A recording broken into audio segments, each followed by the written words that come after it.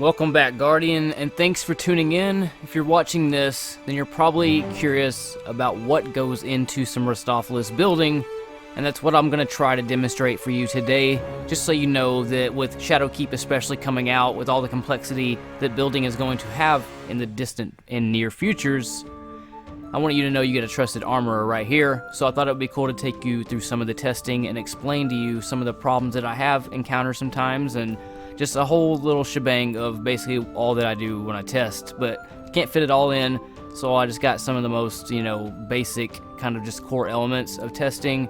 I get asked a lot about super mods or why I'm not using heavy lifting, or heavy lifting's better when it's not really. I'll explain it, but anyways, I can't be putting best build on stuff unless I'm here to back up that knowledge. So, welcome to this episode.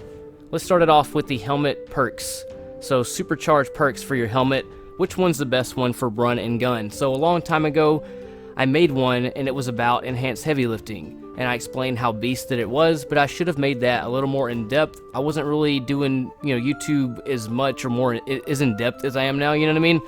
So, I knew the information, but I didn't, want to make long videos, you know what I mean? And I just showed you the charge times, and it looks like it'll just, be the best thing ever. Well, it's a burst supercharge, and it's meant for orange and yellow bars. And it's meant really greatly for Gambit Prime. When you're at the boss encounter phase with the wizards, you can get a huge spike if you rocket all those wizards and, the waves and stuff. It's really good for charging supers, but it's only good for burst charge. If you're going from ad to ad, which, 95% of your battle is always going to be red bar ads, and you need to use these red bar ads to charge your super for when the main guy comes out. So the faster you can get through these guys, the faster you have your super, because it just gave, the more kills and combo supers, it all starts stacking and stuff like that. So it's not really good for run and gun situation like other perks are, which we're going to talk about hands-on next, and then we're going to talk about pump and light reactor. So you kind of understand why I choose light reactor more than any of them, basically. And the super is about, a little over 3/4 of the way there. We still don't have it back yet, and it's because there's a lot of red bar ads. I decided not to use any masterwork orbs in this, anything to help this benefit, you know what I mean? So I want it to be as true as possible to just the helmet perk and what it's doing alone. So we got a little bit of a combo kill right there, so it's starting to speed a little bit, and it looks like our super is going to be in at 1 minute and 25 seconds. Like I said, you could add in masterwork orbs and stuff like that, and it usually averages around 1 minute and 10 seconds in hard combat. So if you're doing menagerie, stuff like that, that's going to give you like 1 minute and 10 with enhanced heavy lifting. Not too bad. Let's move on to the next perk now, which is hands-on. Like I said, though you see this test one time, these have been ran hundreds and hundreds of times, so I know what they balance out at when it's all said and done. And we're going to start it. I'm going to use Top Tree Void on a Titan, so I have the healing property as I do melee kills pretty much, because you're not going to walk up, even with Synthoceps on, you're not going to walk up and be able to melee everybody over and over again, because you're going to constantly be getting chipped away with damage, and things are going to cause you to back out, basically. Even with high recovery, trying to do this all the time against hard AI is kind of a chore to do, pretty much. You got to move your joystick and your dude around good if you're on console or whatever. So I just wanted to show you this though, so you can see at its max what it's going to be like to have this. If you happen to melee everybody in combat, what's the max speed you'll have your super back at? That's pretty much what I want you to see right here. Though you've seen it once, I've done this hundreds of times in different situations, in hard and easy, scenario basically. So I know what the average of it is, whether you're doing menagerie or doing easy patrol combat, stuff like that, which doesn't really matter. But it's 57 seconds right here. The actual in-hard combat usually comes out to about 1 minute 15. That's when you get Masterwork Orbs, plus the orange and yellow bars, and it can stack with some subclass abilities such as Rising Storm for the Warlock.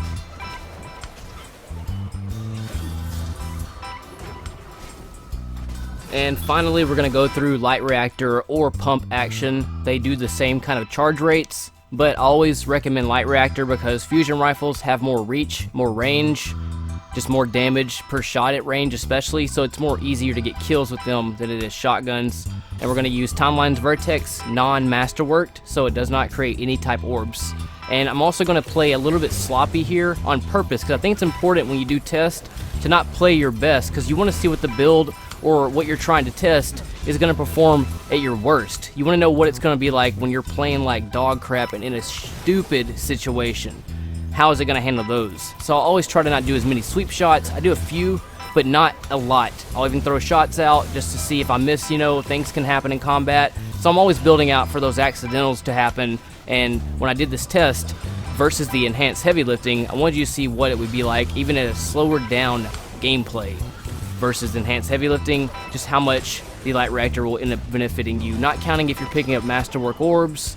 Another thing you have to consider is the abundance of special ammo that you get in the game versus heavy ammo, even when heavy lifting is on. Just by having special ammo all the time, plus the light reactor is automatically going to make it faster.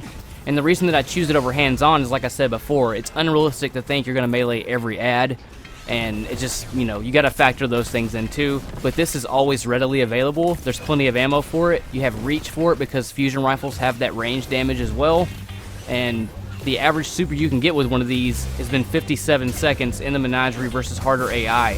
So even though it's a minute 19 right here, when you stack in the orange bar, the yellow bars, the orbs you get from Masterwork, good ammo economy, it makes it the ultimate choice because it's faster and more reliable in all situations. I've been always preaching, always go for 7 and up recovery, but shoot for 8. And I still see a lot of 5 and 6ers out there in the universe when I'm scoping people at the tower. So we're going to talk about recovery flow, 2 tests, 5 versus 7, and then 6 versus 8 when you're actually in the flow of combat, running and bobbing and weaving out of ads. And we'll start the timer whenever the shield breaks, because that's what we really want to know is our survivability, how long we're able to keep going when we're in a busy section of tons of ads and a broken shield. Let's see what happens at 5 recovery. Our health is starting to get chipped away. It's trying to build back up, but the lower your recovery is, the slower that the bar is going to recover itself on top of the start of recovery, basically. And we are going to be done right here because you just cannot come back fast enough.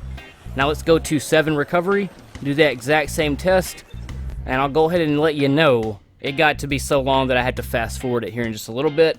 Just by having those 2 bumps in recovery, we're starting it with the shield broken already, and it builds back. Once you hit 6 and lower recovery, you don't get a lot past halfway on your health. Even when you start to recovery in a busy section and you get out of it, you'll normally get shot again before the meter can go above halfway. I notice that all the time, 5 or 6. I see so many of those, especially on hunters. Hunters have the least maneuverability when it comes to getting out of those tight spots, and you really got to have the recovery at really an 8, but it's no lower than a 7 ever. But I mean, you can see right here that every time they try to pinch me down, I have just enough of that gap. And you notice too that the AI always have these shot patterns that they'll do where it's almost like they try to give you a chance to get out. They'll never just completely keep draining you all at once. And by having your recovery at a 7 or up, you get just enough of that gap and pause to where you can start getting away and get your health back. And it gives you more slip-ups that can happen. Like if you bump into somebody like right here, I still have the recovery that even if a hiccup happens, I can still recover from it as well. So not ever a bad thing to have recovery in running gun combat. It relies on you having that because you're able to take more shots before getting killed over like resilience. I mean, look at this crap, dude. I'm gonna fast forward it right here and I can just keep going and going. And that, like I said, is only a 7 recovery being able to do this. Only lasted 25 seconds on 5 recovery. And I end up lasting, I think, 2 minutes and like 10 seconds, but I had to fast forward it. So insane amount of survivability by having it 7 and up. Now let's go to 6 recovery versus 7 in a different area now. A little harder AI basically, and we're gonna see how long we can survive in here as well by getting chipped away. More so we're just trying to see how low it's gonna get and until I get hit again basically, and pay attention to the middle of the health bar and watch how it will never let me get above halfway, what I was talking about earlier. You can see, bam, I get chipped again before it's able to give me that. That's something I notice all the time when I check recovery. It just does not let you get above it until you hit 7 recovery. It's just the way that the AI are programmed and how they balance their stats with the program of how often the AI are going to hit you and how much chance they give you to get away basically. I'm not saying you're never going to get instantly melted by an ad, but most of the time these situations are like this, even in hard combat where you have that little window to get away, and the higher your recovery meter is, the better you build for it, the faster and more longer you're going to be in the battle basically. So faster back in and stay in there, you know.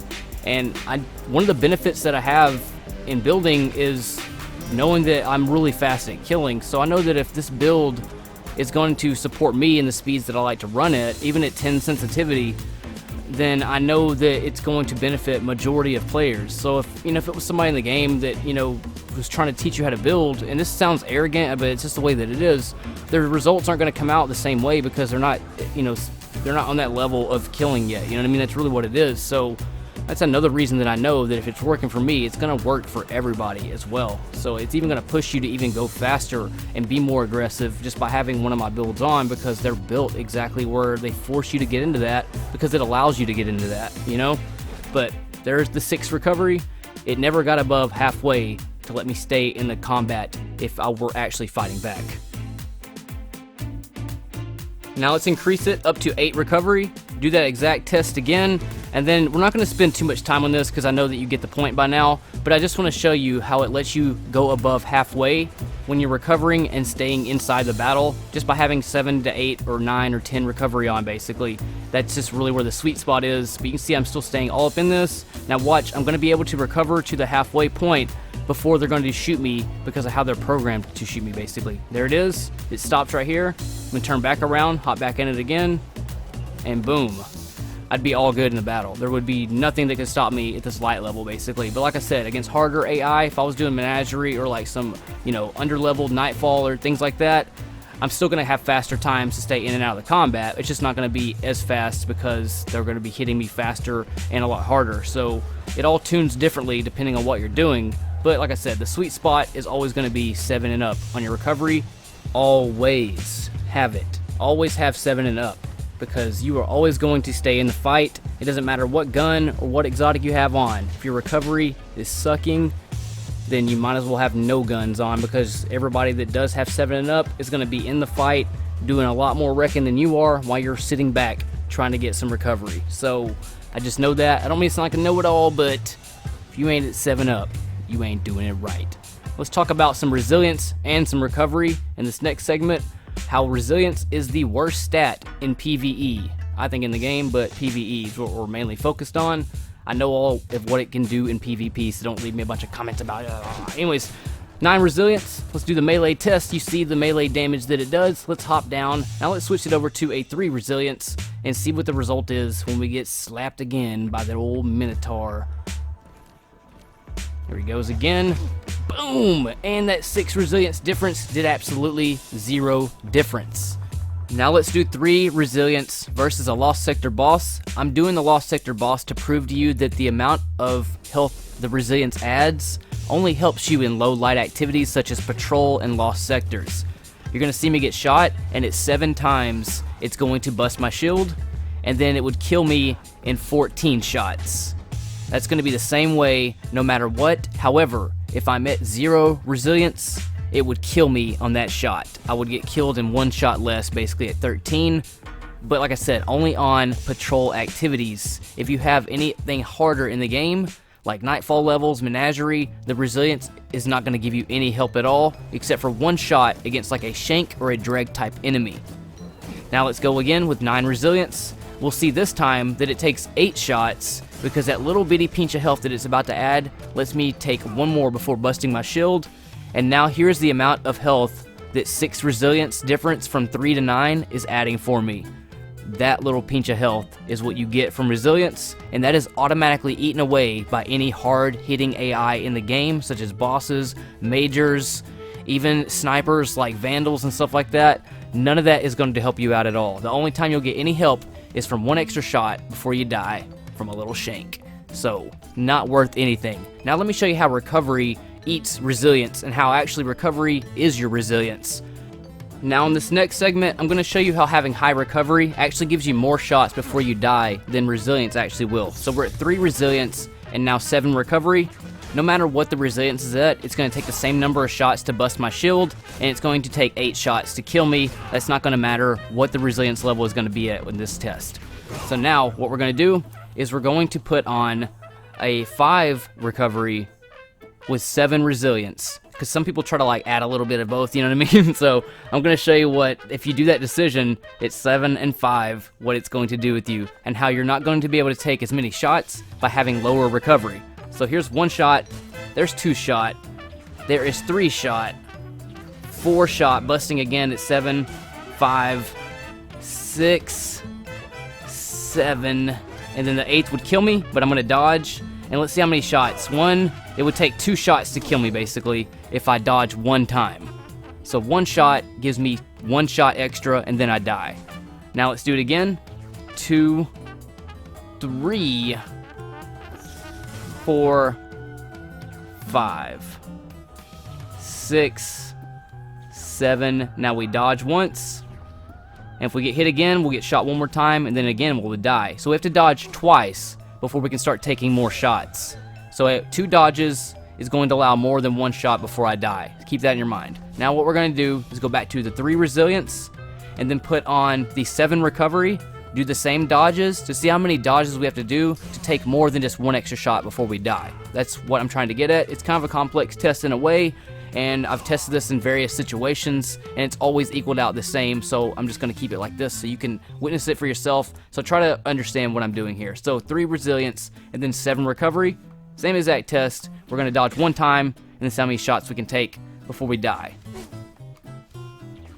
3, 4, busting, same as it did with 7 resilience. 5, 6, and then 7. Now let's dodge 1 time, and we'll get hit again. 1. Now we can take 2 shots. The 3rd would kill us. However, at the 5 recovery, we can only take 1 shot, and the next one would have killed us. Then we dodge again, and now we can take 3 shots. 4th would kill us because we got just that much more recovery after dodging after that first attempt, basically. So you see how over time your recovery is actually your resilience, because you're able to take more shots by getting your health back faster than having some resilience and low recovery and not getting your health back faster. So hopefully that makes sense. Don't try to do a little bit of both. Just completely cancel out resilience from your builds at all in PvE. Tell your friends that. Tell everybody that. It does not help you at all in PvE combat. So get you a separate build from PvP.